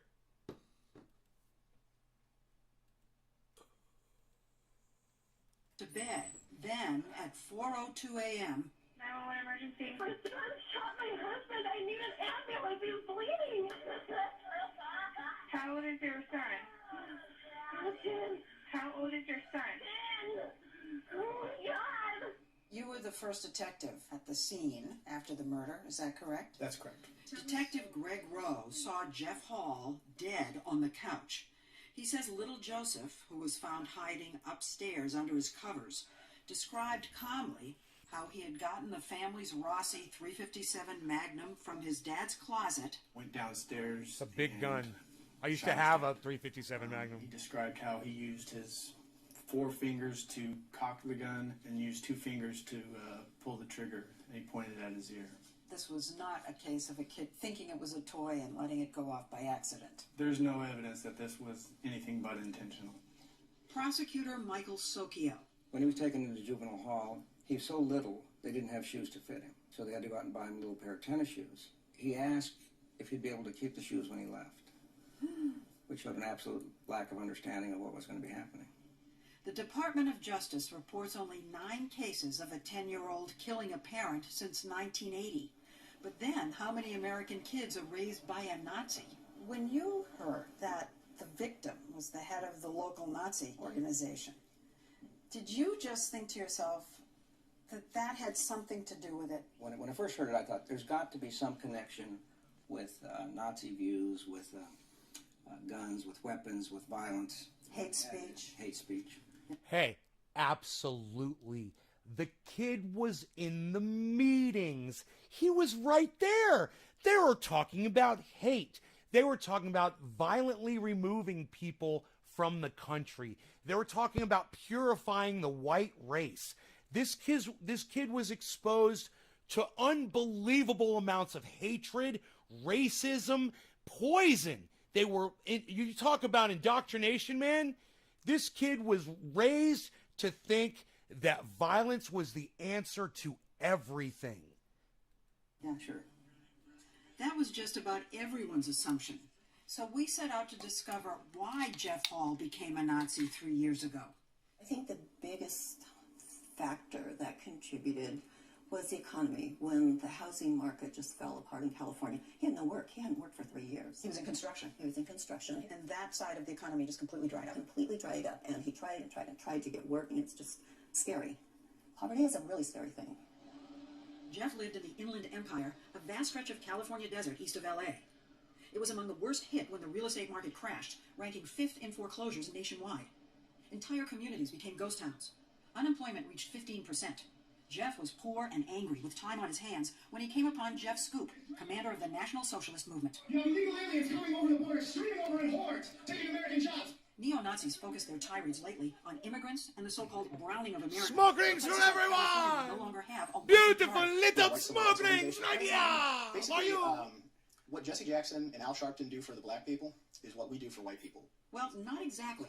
I read to Commander Jeff Scoop this from the NSM's website. All non-whites should leave this nation, peacefully or by force. Our ideal America would be an America that's all white. That doesn't mean everybody else has to leave, peacefully or by force. Wow. Our goal is a white homeland. I mean, the president's not white. Our attorney general's not white. So they should leave. What about Jews? They're also a race of people. So they should leave. Correct. He knows that won't happen anytime soon, but he's preparing. 10 white supremacists of various groups were on the ballot in 2010, including 3 for Congress. One candidate seeking a local office was Jeff Hall. Jeff Hall ran for elections in California and took in almost 30% of the vote as an open national socialist. It was a good run. It was a great run. Beside that unsuccessful run for local water board, Jeff organized patrols at the Mexican border just a short drive from his home. They would show up fully armed with night vision equipment and round up migrants as they crossed into the U.S. 2 weeks before his death, Jeff bragged about taking his young son with him on patrol. My son was able to operate a Gen 1 night vision in the infrared scope. At the age of 9, my son's out at the port. So was being exposed to all that hate and talk of violence the reason Joseph murdered his dad? You guys get your clocks cocked and ready to rock around the board. That's how we do it. The more we looked, the more we realized it wasn't that cut and dry. There might have been some things that we didn't know about Jeff that we wouldn't have liked. Megan Hall, Jeff's sister, says she hated her brother's politics, but had always seen him as a model father. He was an amazing father and would do anything for his kids. Really? The guy that abused his kids was an amazing father? I mean, where do you get off? What's up, Dolch? Sounds like Washington. And, you know, my nephew would just look at him like he was his hero. But in the last couple of years, the hero changed, darkened. Whether it was the power of being a Nazi leader or the powerlessness of being unemployed, he drank more, she says, and was prone to striking out at his son and his wife, Krista. My brother had shown a different side to him. Not all the time. It was on random occasions. Not predictable. He was beating up both Joe and Krista, is what we heard. Is that what you've been told? Yeah. Young Joseph told police that he decided to kill his dad to, quote, end the son versus father thing. Did he describe what the abuse entailed? He described his father hitting him, kicking him, pushing him. He found himself in a situation, or believed he was in a situation, that required some type of desperate act. What's unusual about Joseph Hall is that his solution to it was to kill. Most children don't think about, what I'll need to do here is kill my father. Dude, they do when they're raised with Nazi values, man. Why would he fucking say something so stupid? Well, most children aren't. Most children... Yeah, man. Look at the father, bro. How dare you blame this child for any of his actions at 10 years old, man? It's just... Man, I would expect a 19-year-old child to do the exact same thing. You know?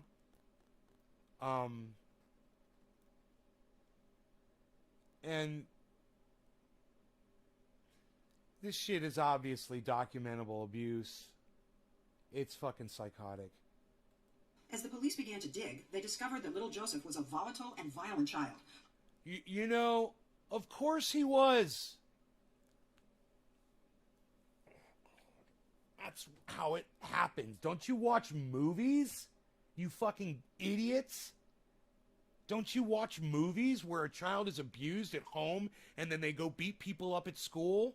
And the bully always has to go home and get beat up by their parents?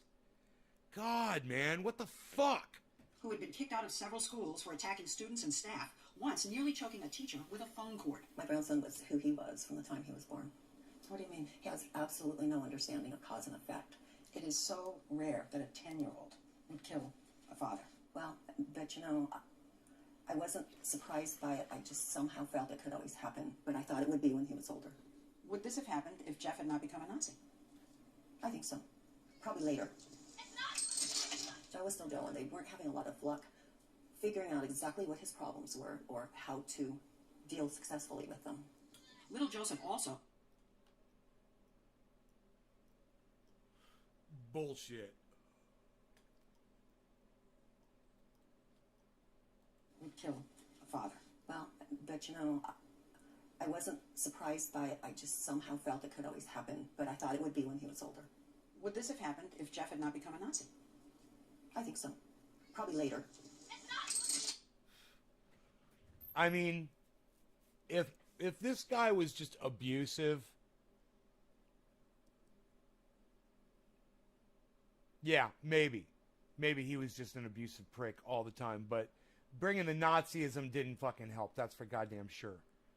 Oh yeah, maybe she's got a valid point there. I'll give her that. Joe was still Joe, and they weren't having a lot of luck figuring out exactly what his problems were or how to. But it's like she's blaming the kid, you know, for what he was trained to do by his father. And by groups of people that were singing happy birthday and then saluting Hitler at the end of singing happy birthday. Oh, are you fucking kidding me? Deal successfully with them. Little Joseph also had a history of starting fires. Does he raise the question of whether a killer... Yeah, I lit fires too when I was a kid. I like fires. Fire, fire, fire. What's up with that? Can be pre-programmed? Can't do it now. Can't be lighting fires in today's world, man.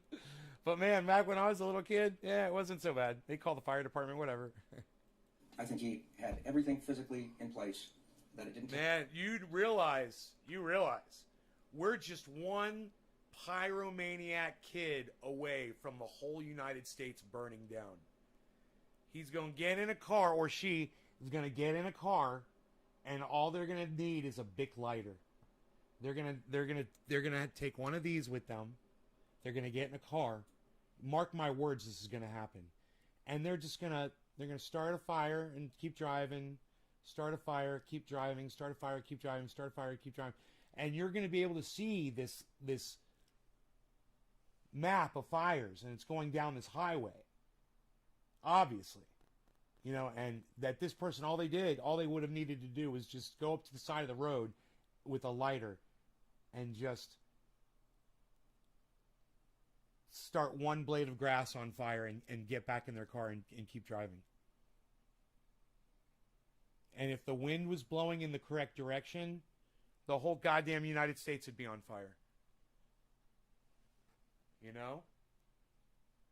Or say you have some kind of a cult group that wants to do that.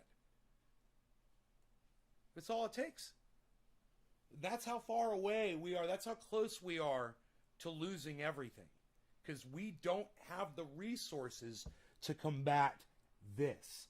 What are you going to do? Ban these? We don't have... They'll just use a match. We don't have the resources. Take much to bring him right along to thinking that murder is appropriate. So he was born the match, and that environment in that home lit the match. Is that a... Oh, it's funny we're talking about matches. Jeff's mother got custody of his 4 little girls because his wife pled guilty to leaving a loaded gun in the house. Now, crazy grandma doesn't think Nazism is all that bad. She's got the kids now. Great. And every week, Joanne visits her son's young killer in juvenile hall. It's a struggle every minute of my life because my son was murdered and I want justice for him. But that only happens at the expense of my grandson. What about politics with these children? I mean, do you feel any obligation to teach them about Nazis? They're being raised conservative, Republican. We need more of those in California. But what about Nazism? It's gone. For this family. Joseph awaits trial, incarcerated at the county's juvenile hall, where he celebrated his 11th birthday. Whatever his sentence, he will likely be released by the age of 25. Lose the clock.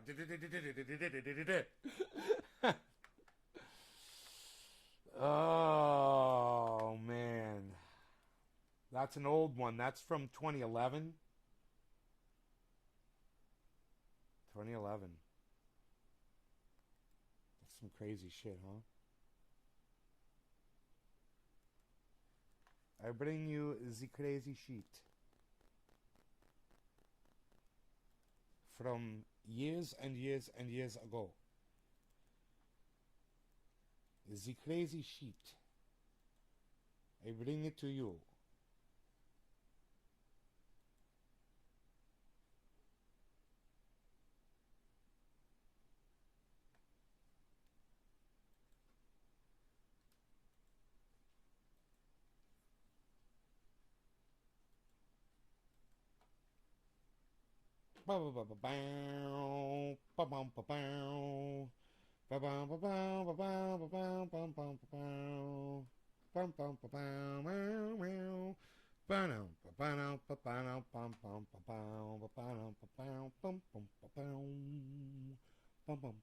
This is great.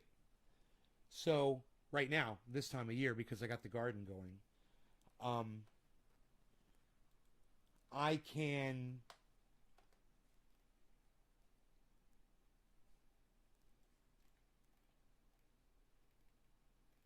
take it easy.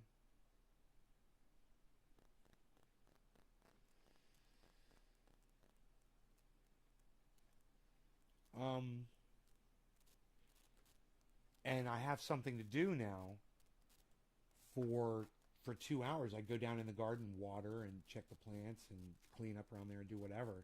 And before I have the chance to eat, which is at 10 o'clock, doing this fasting thing. And for those of you who want to try what I am doing, I gladly tell you exactly exactly what it is that I'm doing.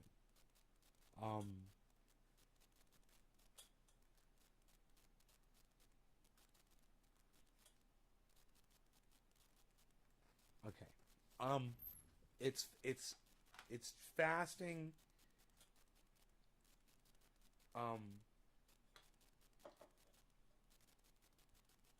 8 hours of eating and 16 hours of fasting every day. So I'm shifting my time. I was doing from noon until 8 p.m. I realized I don't want to be eating at 8 p.m. I want to stop eating at 6 p.m.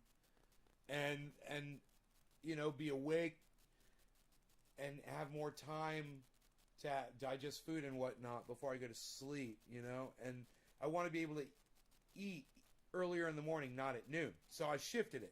So I'm going to do from 10 a.m. to 6 p.m. now.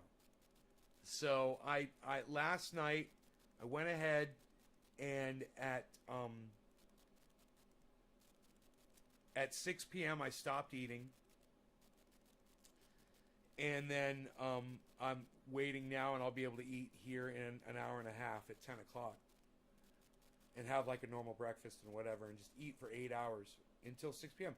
I could eat breakfast, lunch, and dinner, just normal eating,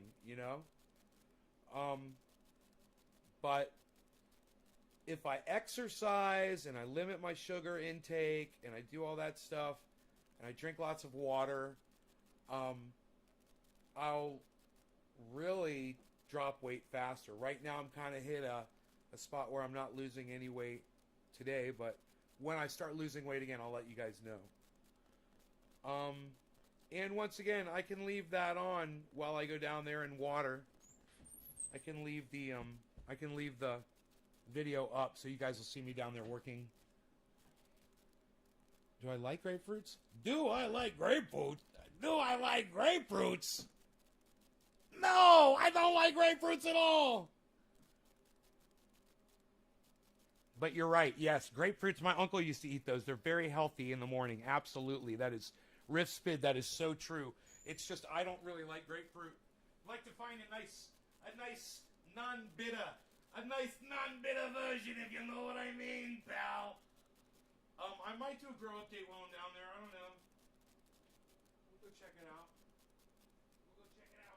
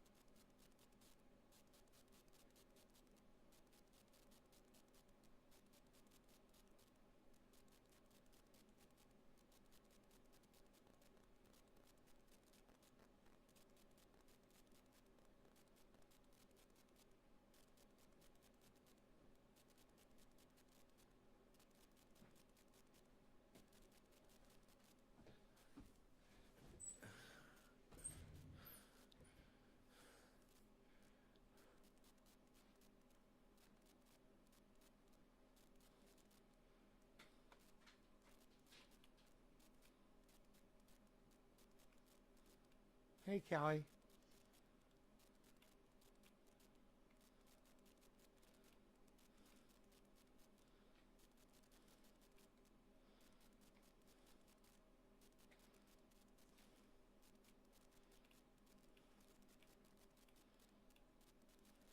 Do you guys see me down there working?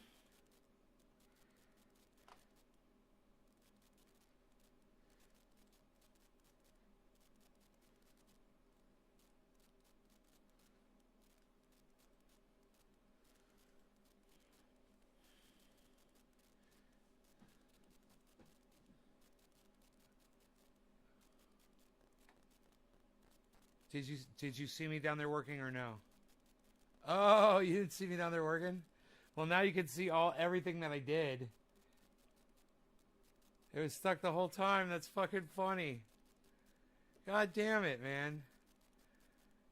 You didn't see me gardening naked. So, well, I watered each pot. I set up the cages. I set up watering tubes. I cleaned it out and gave it feng shui. I set the wall up straight because it was crooked. You could see the bracing in there holding it up.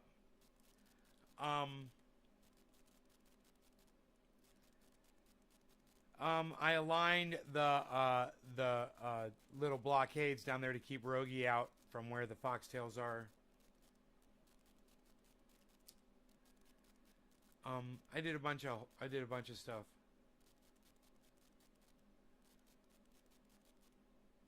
It's just like peaceful flow, feng shui. Everything is in such a way that it's calming. It has a calming, pleasing effect. Feng shui. A room should have like feng shui when you walk into it. Should be set up so that it's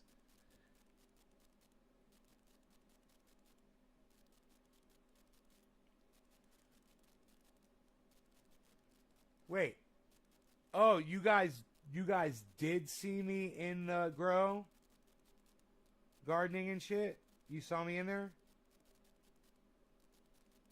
I can't get a fucking straight answer out of you people, man. Jesus Christ, really?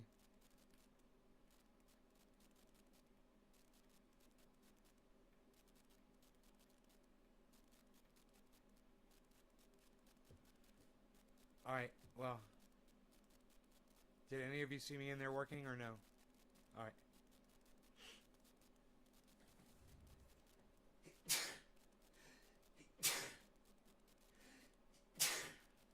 May have been a little dusty in there from all the work I was doing. Alright, you guys. Well, I went in there and I inspected all the plants. I watered. At 8:44, I'm 3 hours into the video, bro. What do you mean 8:44? Oh, 8:44 in 8. I got you, 8:44. So everything before 8:44 y'all saw. Oh, that's good. That's good. Because for the last half hour I've been outside the tent anyway. Oh, yeah. Cool. So you guys saw it. You saw the first 5 minutes of me going in there? Really? That's it? The first 5 minutes of it? Well, you see I lifted the back up. Let some air through there.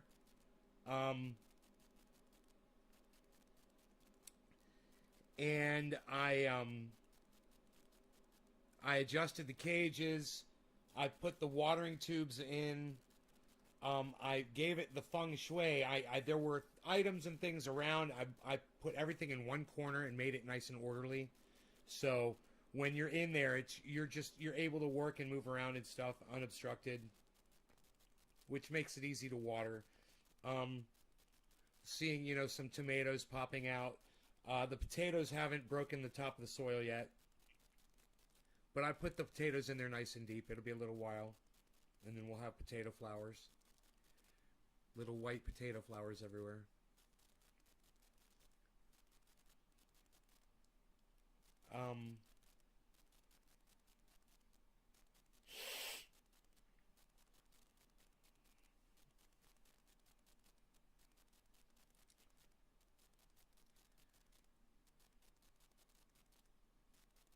I'm sorry that it froze up, man. I've got a router I need to move out here onto the deck that'll really improve my reception. I should probably hang it up on the wall. That'd be a cool place for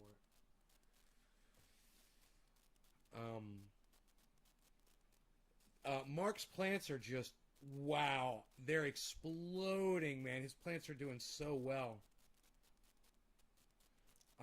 I also mixed a little fish fertilizer into my compost tea. I also put some mycorrhizae in the compost tea.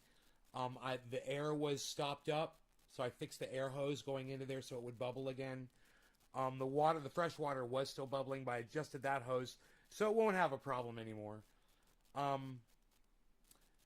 I got that green container, 2.5 gallons of water, and I put in 3 tablespoons of fish fertilizer in the water, and I watered all 6 of the plants, basically right on top of the stem of the plant, on all 6 of them. So they got a good fertilizer today, man. You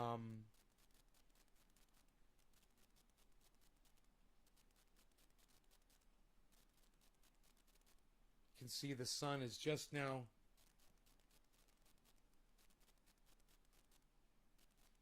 He's doing a bad job and won't listen.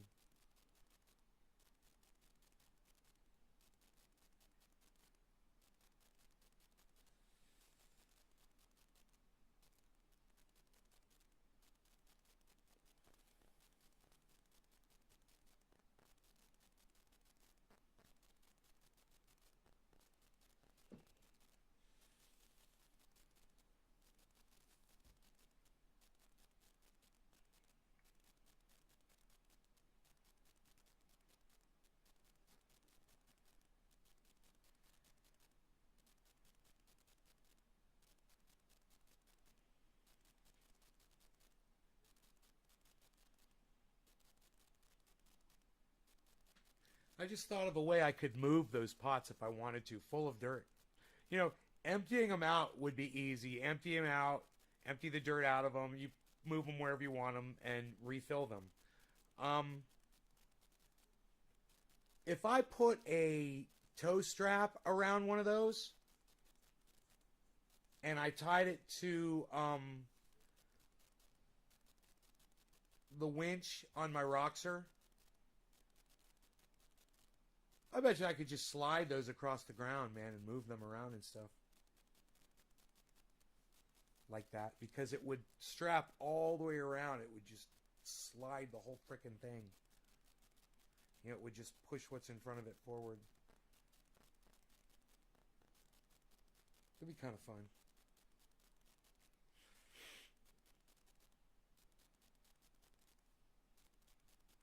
They're blocks from a government retaining wall. They're literally growing out of the retaining wall on an interstate. Wow. Doesn't he think someone's going to walk by and see him? He's gorilla growing on federal land.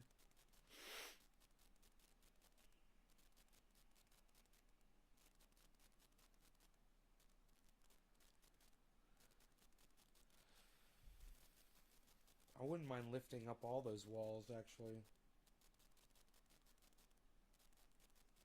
I might look into that. I need posts to do it.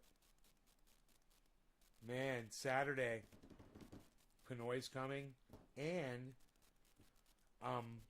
I should be getting the electronics for my sawmill, which means it's all together. It just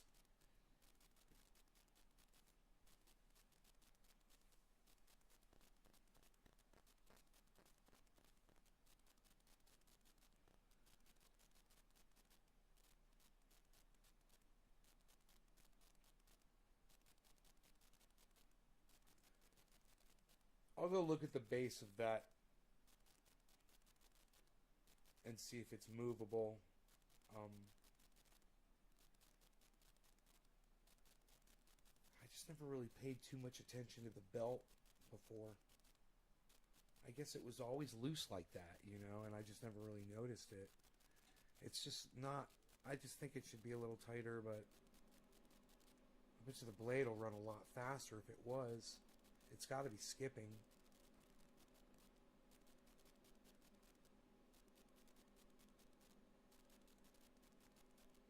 Got to really get in there and look at it. I could call the guy that sold it to me and ask him if there's a way to tighten that belt. There might be. I'm sure if I look at it, if there's a way, I'll see it. There's, you know, 2 other pulleys. They just don't look like they're adjustable. They look like they're on what you would call hardwired axles, you know, non-adjustable.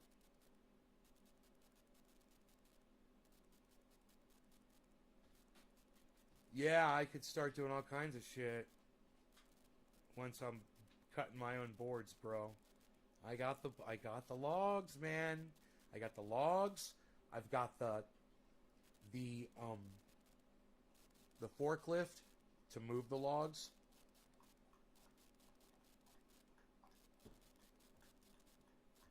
I've got the roxer to drag them. If I want to drag them around, you know, drag them down to the sawmill. I just assume load them up on the, you know, drag them off from where they are onto the forks and then drive them down.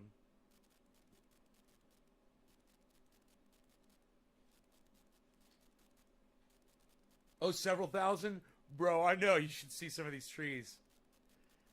You should see some of these trees, man. I heard Douglas fir is really desirable. People really like the Douglas fir.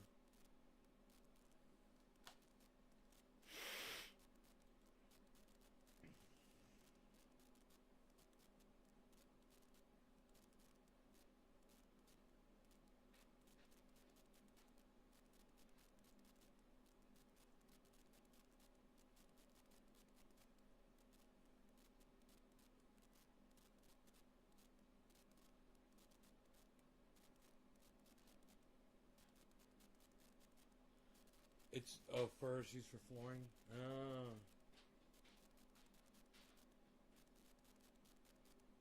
I got lots of pine and lots of fir.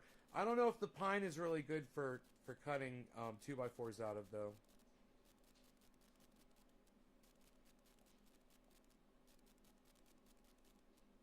I guess maybe if you were doing, if it was good, young, you know, not young, but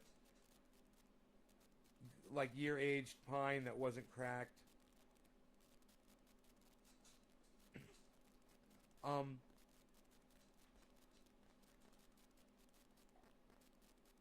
Mark, I couldn't think of Mark's name. Mark was telling me to slice the pine into slices for siding, knotty pine. He's like, bro, he's like, that stuff is so gorgeous. I'm like, I know. I'm looking at just what I've already just cut is amazing. Which I believe was some Douglas fir. It takes staying well. That's why it's good for flooring. I wonder if pine's good for anything. I just got so much pine. There's a lot of trees that Mark just cut down a ton of trees that had pine beetle infections. Man, I've been growing his fucking plants for him. I haven't heard from him in frickin' 2 weeks.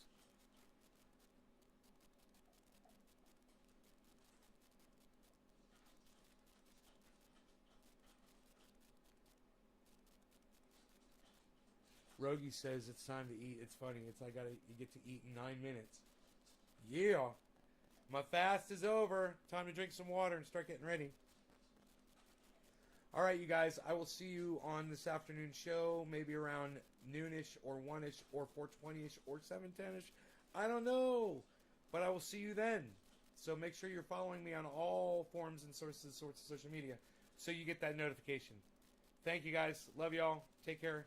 Oh, and you go check out my Twitters, man. I'm having a lot of fun over there. So go check out my Twitters. At Nays Garden. At Ben Shader. At Crypto Cult 420. I am tweeting on all of them. I'm tweeting on all of them. So, hope you enjoyed the 3-hour show. And I will go break my fast here. We'll see if I lost any weight. Bye, guys. Love y'all. Take care. Okay, I'll see you on Twitter, brother.